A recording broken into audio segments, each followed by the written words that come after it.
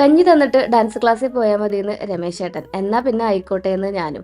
മന്ദമാരുതൻ കൊടുങ്കാറ്റായി പരിണമിച്ചപ്പോ വീണ് പോയതാണ് നമ്മുടെ മുരിങ്ങമരം കേട്ടോ. എന്ത് കഷ്ടാ നോക്കിയേ. ഉണ്ടായി വരണേ ഉണ്ടായുള്ളൂ. എന്നാലും നമ്മൾ അതിനെ പൊട്ടിച്ച് കറിക്കുള്ള പരുവത്തിലാക്കിയിട്ടുണ്ട്. നമ്മൾ എന്തോരം വലിയ കൃഷിക്കാരാന്ന് പറഞ്ഞാലും ഇങ്ങനെയുള്ള കുറെ കാഴ്ചകൾ അന്നത്തെ നമ്മുടെ ദിവസത്തെ തന്നെ ഇല്ലാണ്ടാക്കൂട്ടോ. 10,000 വാഴയെന്ന് ഒരൊറ്റ വാഴക്കൊല ഒടിഞ്ഞാലും നമുക്ക് സങ്കടം വരും. അതാണ് കൃഷിക്കാർ. പാടത്തും പറമ്പിലും ചെലവഴിക്കുന്നതിന്റെ 1% പോലും അവര് വീട്ടിൽ ചെലവഴിക്കണ്ടാവില്ല. അങ്ങനെ നോക്കി വളർത്തുന്നവർക്കൊക്കെ എന്തെങ്കിലും പറ്റിയിട്ടുണ്ടെങ്കിൽ സങ്കടല്ലേ. എന്നാ പിന്നെ ഇന്ന് വീണ നമ്മുടെ മുരിങ്ങക്കായും മുരിങ്ങയിലും ഒക്കെ ഇട്ടിട്ട് നമുക്ക് ഒരു ഉപ്പേരി വെച്ചാലോ. നമ്മള് തൃശ്ശൂർക്കാർക്ക് തോരനും മെഴുക്കുരട്ടിയൊന്നും ഇല്ല കേട്ടോ. നമുക്ക് എല്ലാം ഉപ്പേരിയാണ്. കുഞ്ഞുള്ളിയിൽ പച്ചമുളക് ഇട്ടിട്ട് നന്നായിട്ട് മൂത്ത് വരുമ്പോഴേ നമ്മൾ പിച്ചി പറിച്ച് വെച്ചിട്ടുള്ള ആ ഒരു പൂവും ഇലയും ഒക്കെ കൂടി ഒന്ന് തട്ടി കൊടുക്കുക. എന്നിട്ട് നമ്മൾ അതിൽ കുറച്ച് ഉപ്പും പിന്നെ നന്നായിട്ട് ഒന്ന് വാടി വരുമ്പോൾ ഈ ഒരു തേങ്ങയും കൂടി ഇട്ട് കൊടുത്തിട്ട് ഒന്ന് ഇളക്കി കൂട്ടിയിട്ടുണ്ടെങ്കിൽ നമ്മുടെ ഉപ്പേരി റെഡി ആയിട്ടോ. പിന്നെ വറവിനപ്പുറത്ത് അയിലുണ്ടല്ലോ. പിന്നെ സംഭവം സെറ്റാണ്. പിന്നെ ഇത്തിരി അച്ചാറും കൂടി ഉണ്ടെങ്കിൽ കഞ്ഞിക്ക് ചേട്ടന്മാർക്ക് വേറെ ഒന്നും വേണ്ട കേട്ടോ.